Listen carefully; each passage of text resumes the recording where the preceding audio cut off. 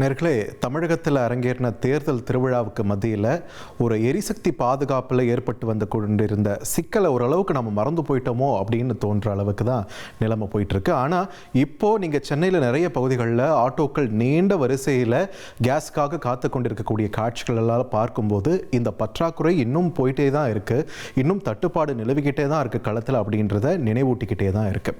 So இந்தியாவில் மட்டுமா, தமிழகத்தில் மட்டுமான்னு கேட்டால் நிச்சயம் கிடையாது. உலகம் எங்குமே இந்த எரிசக்தி பாதுகாப்பு என்ற ஒரு விஷயத்தில் வந்து ஸ்திரத்தன்மை தற்பொழுது ஒரு ஷேக் ஆகிருக்கு, ஆட்டம் கண்டிருக்கு அப்படின்றது வந்து எல்லாராலையும் புரிஞ்சிக்க முடியுது. காரணம், இங்கே மேப்பில் நீங்கள் பார்த்தீங்கன்னா உங்களுக்கு தெரியும், எனக்கு பின்னாடி இந்த ஹோர்முஸ் நீரிணை அப்படின்ற ஒரு விஷயம் தான் ஒரு அந்த வட்டமிட்ட பகுதியில் காட்டியிருக்கோம் இல்லைங்களா.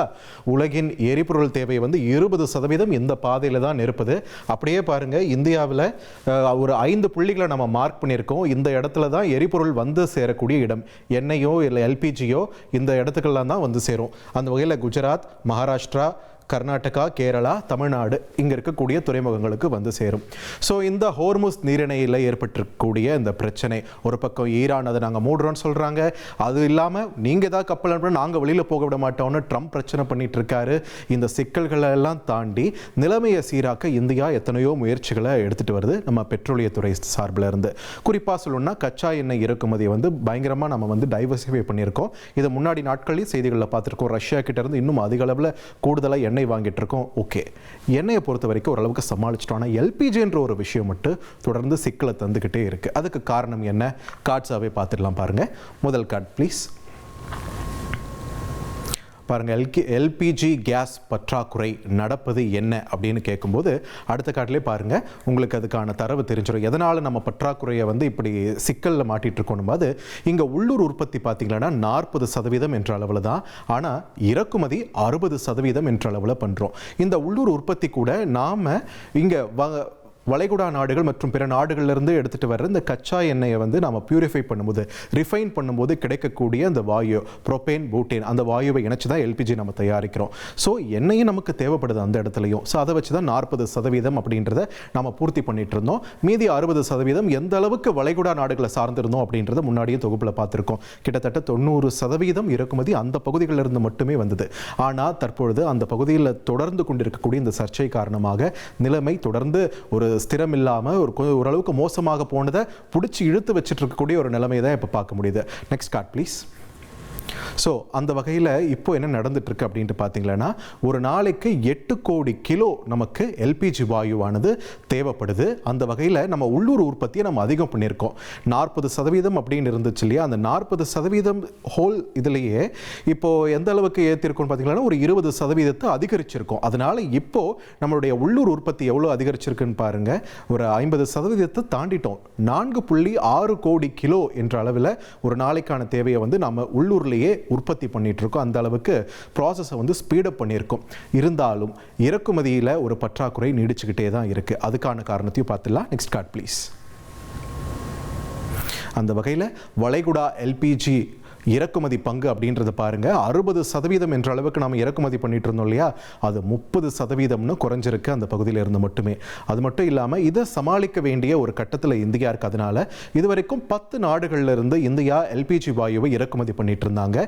இப்போது அது 16 நாடுகளாக அதிகரிச்சிருக்காங்க. அதாவது இதை வந்து நிலைமையை சீராக்க தான் முடியுதே தவிர, கூடுதலாக 6 நாடுகள் கிட்ட இருந்து வாங்கினது முழுமையாக நம்முடைய தேவையை பூர்த்தி செய்ய முடியாத ஒரு சூழல் இருக்கிறது அப்படின்றதையும் புரிஞ்சுக்க முடியுது. எந்த அளவுக்கு இது மாறி இருக்கு, நிலைமை மாறி இருக்கு இந்த 2 மாதங்கள் அப்படின்னு பார்க்கும்போது, நம்ம எல்பிஜி வாயு எந்த நாடுகள் கிட்ட இருந்து முதன்மையாக நம்ம இறக்குமதி பண்ணுறோம் அப்படின்ற ஒரு விவரத்தை பார்க்க வேண்டியது இருக்குது. உங்களுக்கு எல்லாருக்குமே தெரியும், வளைகுடா நாடுகள்ல இருந்து குறிப்பாக கத்தார், அமீரகம் இந்த மாதிரியான நாடுகள் கிட்ட இருந்து தான் நம்ம அதிக அளவில் வாங்குறோம். இப்போ எப்படி மாறி இருக்கு நிலைமைன்னு பார்த்துடலாம். அடுத்த கார்டு ப்ளீஸ். இதில் பாருங்க, இந்தியாவின் முதன்மை எல்பிஜி இறக்குமதி நாடுகளாக இப்போ வளைகுடா நாடுகள் தவிர்த்து America, Norway, Canada, Algeria, Russia, இந்த நாடுகள் இல்லாமல் அர்ஜென்டினா கிட்ட இருந்துமே நம்ம வந்து இறக்குமதி ஓரளவுக்கு ஸ்பீடப் பண்ணியிருக்கோம். ஆனால் இப்போதைக்கு நம்ம அதிகமாக நம்பியிருக்கக்கூடிய நாடுகளாக இந்த 5 நாடுகளும் மாறி இருக்கின்றன. அதே நேரத்தில் ஐக்கிய அரபு அமீரகம் கிட்டையும் நம்ம தொடர்ந்து பேசிகிட்டு இருக்கோம். இன்றைக்கி கூட அஜித் தோவல் அவர்கள் அங்கே போய் சந்திச்சிருக்காரு ஐக்கிய அரபு அமீரக அதிபரை. இது சம்பந்தமாக இந்த எரிசக்தி பாதுகாப்பை உறுதிப்படுத்துவது மற்றும் அந்த பிராந்தியத்தில் அமைதி நிலவுவது, இந்த மாதிரி நிறைய விஷயங்கள் பேசுறதுக்காக அங்கே அவரும் போயிருக்காரு. பட் ஸ்டெபிளைஸ் ஆகுதா நிலைமை அப்படின்னு கேட்டால் இல்லை. ஏன்னா எந்த அளவுக்கு நம்ம வளைகுடா பிராந்தியத்தை இதுக்காக சார்ந்திருக்கும் அப்படின்றதுல தான் பதில் இருக்கு. இன்னொரு முக்கியமான விஷயம், இந்த நாடுகள் எல்லாமே நீங்க திரையில பார்க்குறீங்களே, இந்த நாடுகள் எல்லாமே நம்ம கிட்ட இருந்து ரொம்ப தூரத்தில் இருக்கு. வளைகுடா நாடுகள் இருந்து நீங்க எல்பிஜி கொண்டு வரதுக்கு ஒரு வாரம் போதும், மிஞ்சி போனா 10 நாள். ஏதாவது வழியில் மான்சூன், அதாவது மழைக்காலங்களோ இல்லை ஏதோ புயல் ஏற்பட்டிருக்கோ அப்படின்னா அதனால தாமதமாகும். மற்றபடி ஒரு வாரத்திலிருந்து 10 நாளுக்குள்ள வந்துடும். ஆனால் பாதை மாறும்போது என்ன ஆகும், ஹோர்முஸ் நீரிணை நமக்கு பயன்படுத்த முடியாத போது என்ன ஆகும் அப்படின்றத இப்போ பார்த்துடலாம் திரையில். இப்போ நீங்கள் மேப்பில் பார்த்துட்டு இருக்கீங்க. அந்த வகையில் இப்போது நம்ம வந்து ஹோர்முஸ் நீரிணையை வந்து விட்டுடுறோம், ஹோர்முஸ் நீரிணையை பயன்படுத்தலை. அமெரிக்கா கிட்ட இருந்து தான் அதிக அளவில் நாம் இப்போ வந்து எல்பிஜி வாயுவை வாங்க போகிறோம்.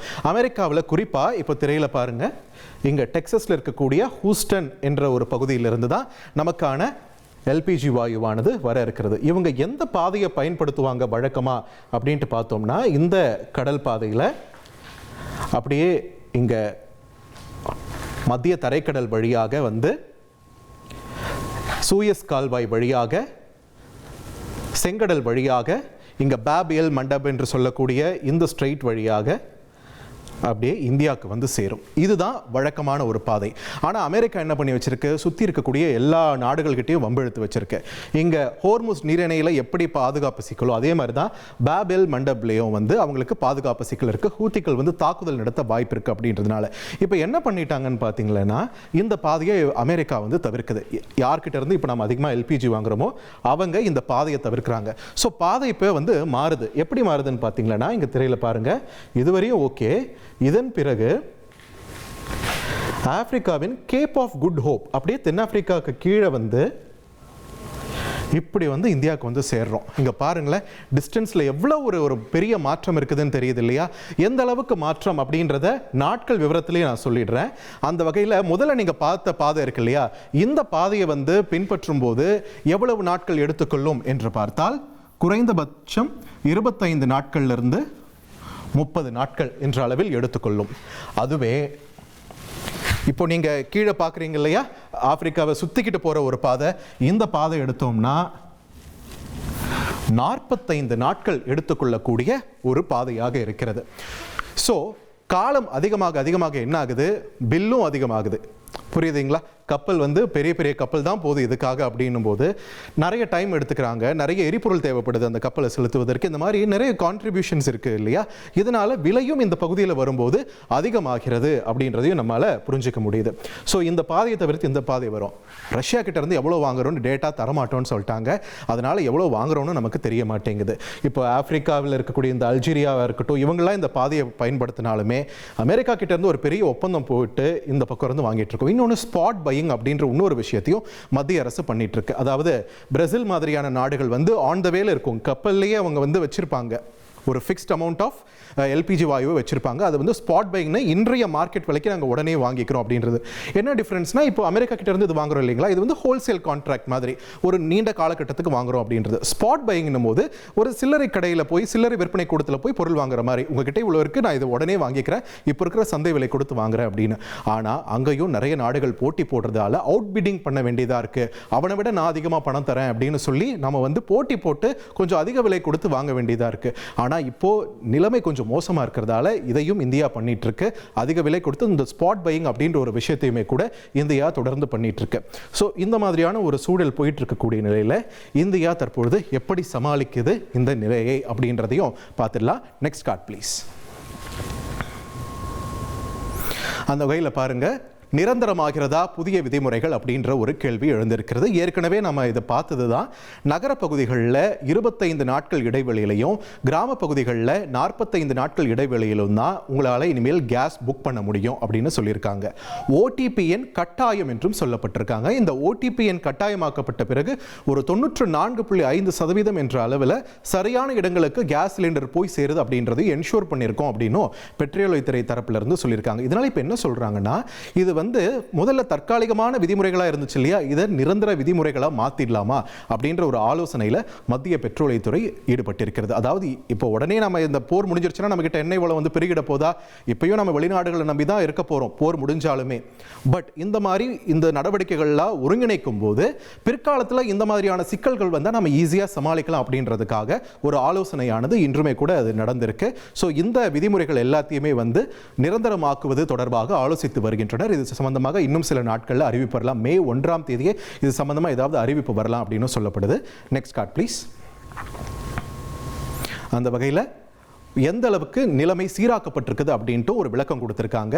வீட்டு எல்பிஜி விநியோகத்தை பொறுத்த வரைக்கும் கடந்த சனிக்கிழமை, அதாவது 51.8 லட்சம் சிலிண்டர்கள் ஒரே நாளில் விநியோகம் செய்யப்பட்டிருக்கிறது வீட்டு எல்பிஜியை பொறுத்த வரைக்கும்.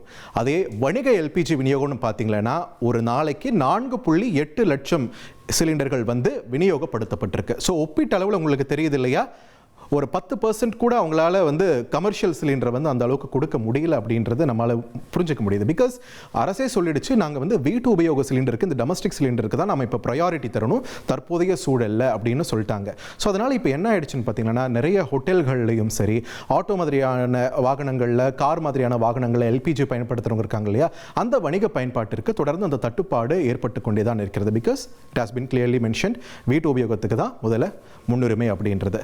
Next card please.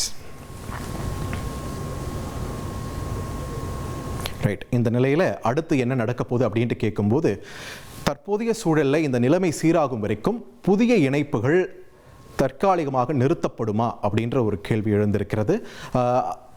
புதிய கனெக்ஷனை இப்போதைக்கு எதுவும் கொடுக்க வேணாம் அப்படின்னு சொல்லியிருக்காங்க. அதே நேரத்தில் வணிக ரீதியிலாக எல்பிஜியை பயன்படுத்தக்கூடிய நபர்கள் தொடர்ந்து தவித்து கொண்டே இருக்கிறார்கள். தங்களுக்கு அது கிடைக்கவில்லை, ஒரு என்ன சொல்கிறது, ரொம்ப நேரம் காத்திருக்க வேண்டியதாக இருக்குது, விலை அதிகமாக இருக்குது அப்படின்ட்டு நிறைய கம்ப்ளைண்ட்ஸோடு வந்து அவங்க வந்து தங்களுடைய குறைகளை சொல்லிட்டு இருக்காங்க. So what is going to happen next அப்படின்றத நம்ம பொறுத்து தான் பார்க்கணும். இந்த கட்டத்தில் அரசு வந்து தன்னால் முடிந்த பணிகள் எல்லாம் மேற்கொண்டுட்டு இருக்காங்க, எப்படியாச்சும் நிறைய நாடுகள்லேருந்து நமக்கு தேவையான எல்பிஜியை கொண்டு வந்துடணுன்ட்டு. ஆனால் தற்போதைய சூழல் இந்த அவுட் பிட்டிங் மாதிரியான முறைகளால் தொடர்ந்து சிக்கல் நீடிச்சிட்டு இருக்கு.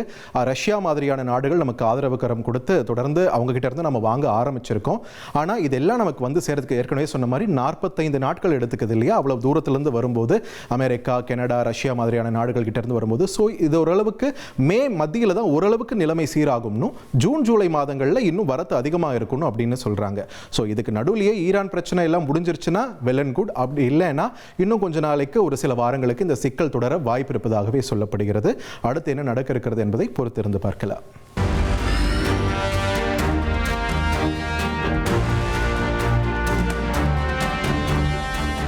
உங்கள் தந்தியன் தொலைக்காட்சியில் ரகசிய சிநேகிதியே தினமும் இரவு 8 மணிக்கு காண தவறாதீர்கள்.